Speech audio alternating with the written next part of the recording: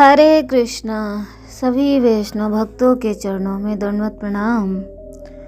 श्रीमद् भगवद गीता अध्याय 2 गीता का सार, श्लोक संख्या 14। तो अभी तक हमने श्लोक संख्या 13 तक श्रवण किया है।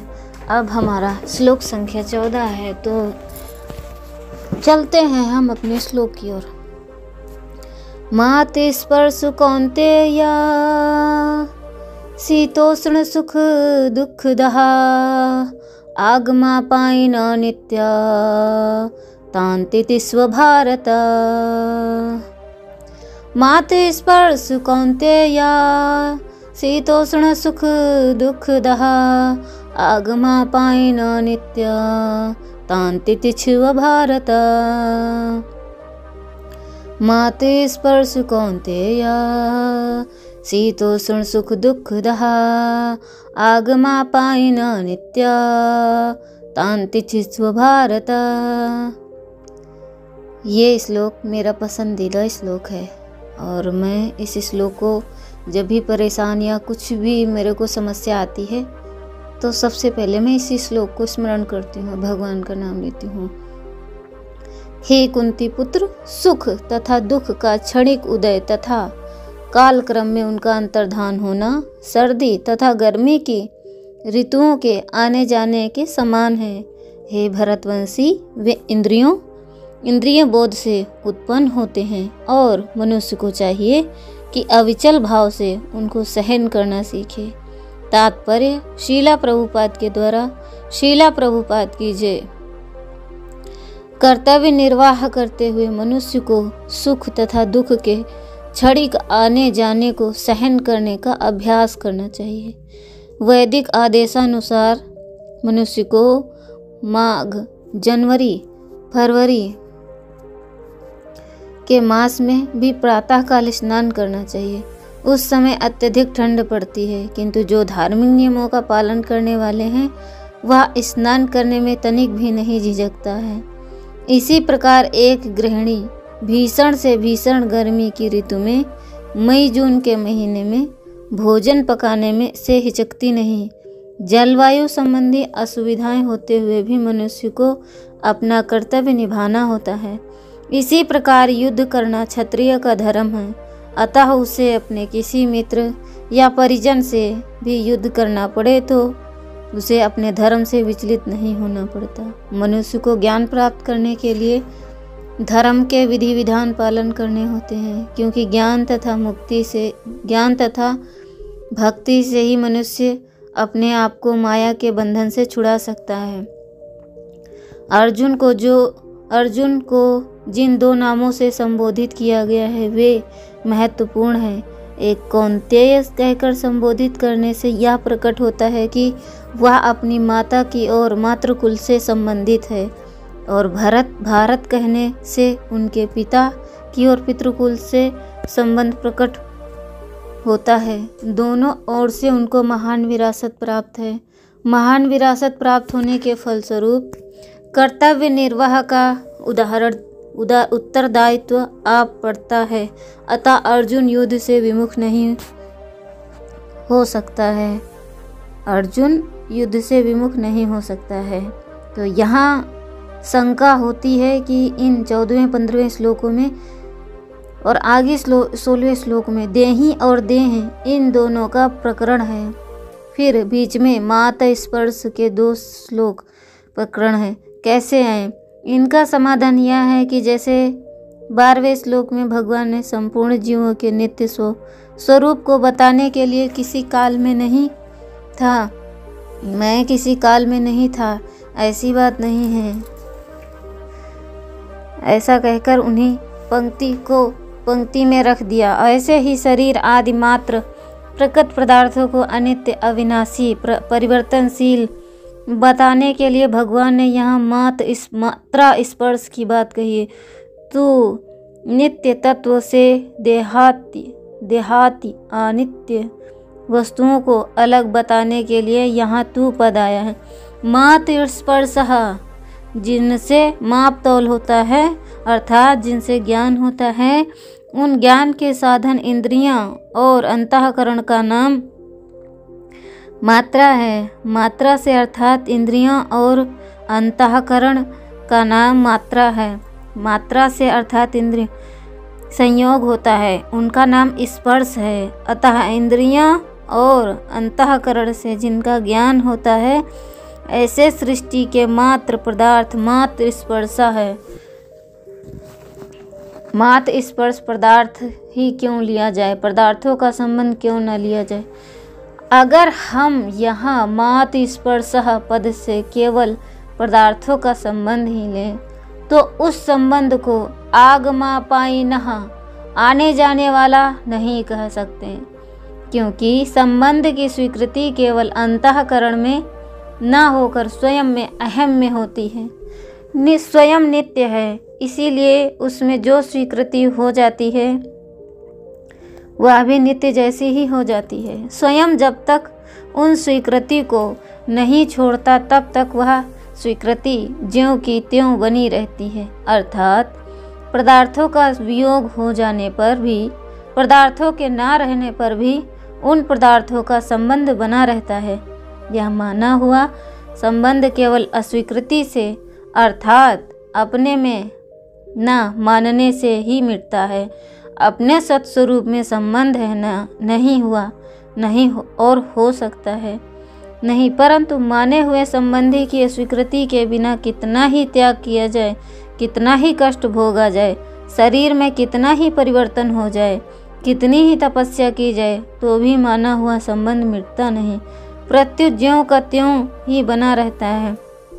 जैसे कोई स्त्री विधवा हो गई, अर्थात उसका पति से सदा के लिए वियोग हो गया, पर वह 50 वर्ष के बाद भी उसको कोई कहता है कि यहाँ अमुक की स्त्री है, तो उसके कान खड़े हो जाते हैं। इससे सिद्ध हुआ कि संबंधी पति के ना रहने पर भी उसके साथ माना हुआ संबंध सदा बना रहता है। इस दृष्टि से उस संबंध को आने जाने वाला कहना बनता नहीं। अतः यहाँ मात्र स्पर्शा पद से पदार्थों का संबंध ना लेकर मात्र पदार्थ लिए गए हैं। शीतोष्ण सुख दुख दहा, यहाँ शीत और उष्ण शब्द अनुकूलता और प्रतिकूलता के वाचक हैं। अगर इनका अर्थ सर्दी और गर्मी से लिया जाए तो ये केवल त्वगिंद्रिय त्वचा के विषय हो जाएंगे, जो कि एक देशीय है। अतः शीत का अर्थ अनुकूलता और उष्ण का अर्थ प्रतिकूलता लेना ही ठीक मालूम देता है। मात्र पदार्थ अनुकूलता प्रतिकूलता के द्वारा सुख दुख देने वाले हैं, अर्थात जिनको हम चाहते हैं कि ऐसी अनुकूल वस्तु व्यक्ति परिस्थिति घटना देश काल आदि के मिलने से सुख होता है, और जिनको हम नहीं चाहते ऐसी प्रतिकूल वस्तु व्यक्ति परिस्थिति आदि के मिलने से दुख होता है। यह अनुकूलता प्रतिकूलता कारण है और सुख दुख कार्य है। वास्तव में देखा जाए तो इन पदार्थों में सुख दुख देने की समर्थ नहीं है। मनुष्य इनके साथ संबंध जोड़कर इनमें अनुकूलता प्रतिकूलता की भावना कर लेता है, जिससे ये पदार्थ सुख दुख देने वाले दिखते हैं। अतः भगवान ने यहाँ सुख दुख कहा है। आगमापायिनः मात्र पदार्थ आदि अंत वाले, उत्पत्ति विनाशशील और आने जाने वाले हैं। वे ठहरने वाले नहीं हैं, क्योंकि वे उत्पत्ति से पहले नहीं थे, विनाश के बाद रहेंगे। इसीलिए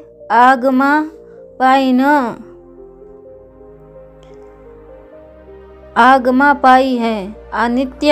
अगर कोई कहे कि उत्पत्ति से पहले और विनाश के बाद भले ही न हो, पर मध्य में तो रहते ही होंगे, तो भगवान कहते हैं कि अनित्य होने से वे मध्य में भी नहीं रहते। वे प्रतिक्षण बदलते रहते हैं, इतनी तेजी से बदलते हैं कि उनको उसी रूप में दोबारा कोई देख नहीं सकता, क्योंकि पहले क्षण वे जैसे थे दूसरे क्षण वे वैसे रहते ही नहीं। इसीलिए भगवान ने उनको अनित्य कहा है। केवल वे पदार्थ ही अनित्य परिवर्तनशील नहीं है, प्रत्युत जिनसे उन पदार्थों का ज्ञान होता है वे इंद्रियां और अंतःकरण की भी परिवर्तनशील है। उनके परिवर्तन को कैसे समझें? जैसे दिन में काम करते करते शाम तक इंद्रियां आदि में थकावट आ जाती है, और सवेरे तृप्तिपूर्वक नींद लेने पर उनमें वो जो ताजगी आई थी वह शाम तक नहीं रहती, इसीलिए पुनः नींद लेनी पड़ती है, जिससे इंद्रियों की थकावट मिटती है और ताजगी का अनुभव होता है। जैसे जागृत अवस्था में प्रतिक्षण थकावट आती रहती है, ऐसे ही नींद में प्रतिक्षण ताजगी आती रहती है। इससे सिद्ध हुआ कि इंद्रियां आदि में प्रतिक्षण परिवर्तन होता रहता है।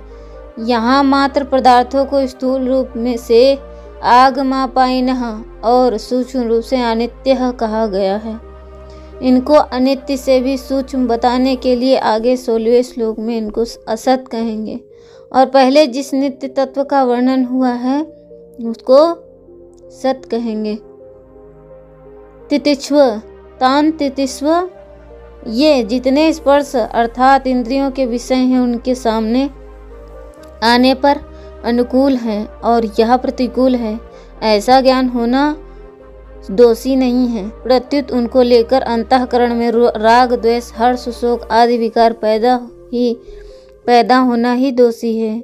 अतः अनुकूलता प्रतिकूलता का ज्ञान होने पर भी राग द्वेष आदि विकारों को पैदा न होने देना, अर्थात मात्रा स्पर्शा में निर्विकार रहना ही उनको सहना है। इस सहने को ही भगवान ने तितिस्व कहा है।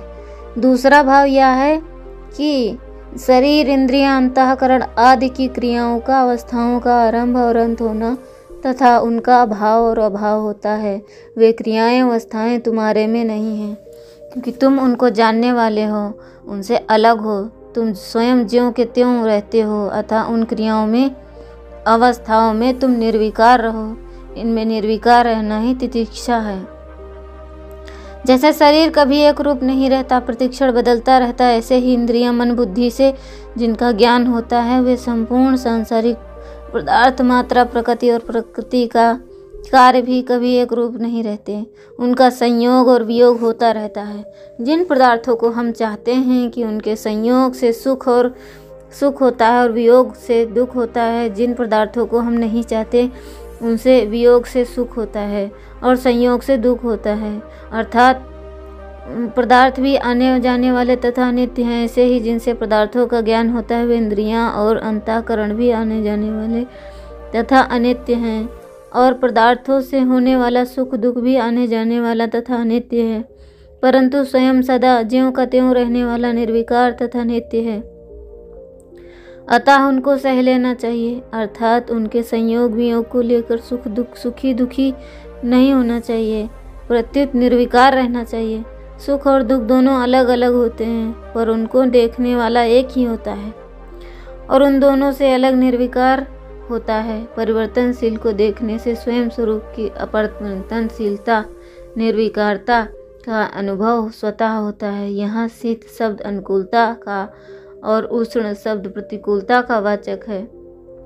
तात्पर्य है कि ज़्यादा सर्दी ठंड पड़ने से वृक्ष सूख जाते हैं और ज़्यादा गर्मी पड़ने से भी वृक्ष सूख जाता है। अतः परिणाम में सर्दी और गर्मी दोनों एक ही हैं। इसी तरह अनुकूलता और प्रतिकूलता भी एक ही है। इसीलिए भगवान ने दोनों को सहने की अर्थात उनसे ऊंचा उठने की आज्ञा देते हैं। सुख दुख हर्ष शोक राग द्वेष काम क्रोध आदि आने जाने वाले बदलने वाले हैं, पर स्वयं स्वरूप ज्यों का त्यों रहने वाला है। साधक से यह बहुत बड़ी भूल होती है कि वह बदलने वाली दशा को देखता है और स्वयं को नहीं देखता। दशा को स्वीकार करता है पर स्वयं को स्वीकार नहीं करता।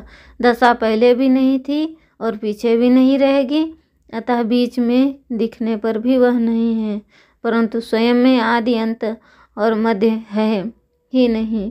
दशा कभी एक रूप नहीं रहती, दशा कभी एक रूप नहीं रहती और स्वयं कभी अनेक रूप होता ही नहीं। जो दिखता है वह भी दशा है और जो देखने वाली बुद्धि है वह भी दशा है। जानने में आने वाली भी दशा है और जानने वाली भी दशा है। स्वयं में ना देखने वाली ना देखने वाली, ना जानने वाले आने वाला ना जानने वाला, ये दिखने वाला देखने वाला आदि सब दशा के अंतर्गत हैं। दिखने वाला देखने वाला तो नहीं रहेंगे पर स्वयं रहेगा। स्वयं क्योंकि दशा में मिट जाएगी पर वह स्वयं रह जाएगा। तात्पर्य यह है कि दिखने वाले दृश्य के साथ संबंध होने से ही स्वयं देखने वाले दृष्टा कहलाता है। अगर दिखने वाला के साथ संबंध ना रहे तो स्वयं रहेगा पर उसका नाम दिखने वाला नहीं रहेगा। शरीर के साथ संबंध होने से ही स्वयं चिन्मय सत्ता शरीरी कहलाता है। अगर शरीर के साथ संबंध ना रहे तो स्वयं रहेगा पर उसका नाम शरीरी नहीं रहेगा। अतः भगवान ने केवल मनुष्यों को समझाने के लिए नहीं शरीरी नाम कहा है। पूर्व श्लोक में मात्र स्पर्शों की तितिक्षा की बात कही है। अब ऐसी तितिक्षा से क्या होगा इसे आगे के श्लोक में भगवान बताते हैं। तो हरे कृष्णा कृष्णा कृष्णा हरे हरे, हरे राम राम राम हरे हरे।